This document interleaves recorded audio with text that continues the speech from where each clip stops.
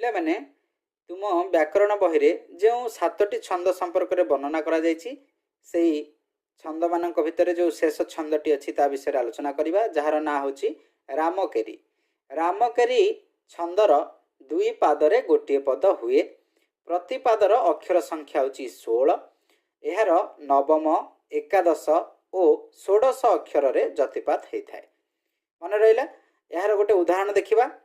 କଳା କଳେ बर कन्हाई संगे रोहिणी सुत करंती मथुरा विजय दांडे देख संगात। स्पष्ट भाव में देखिपे क्यों क्यों जगार जतिपात होता चिन्ह दि जाइए। तेणु रामकेरी हूँ यही एक छंद जार 2 पादरे गोटे पद हुए। प्रतिपादर अक्षर संख्या 16। यार प्रतिपादर नवम, एकादश और षोड़श अक्षर जतिपात हुए।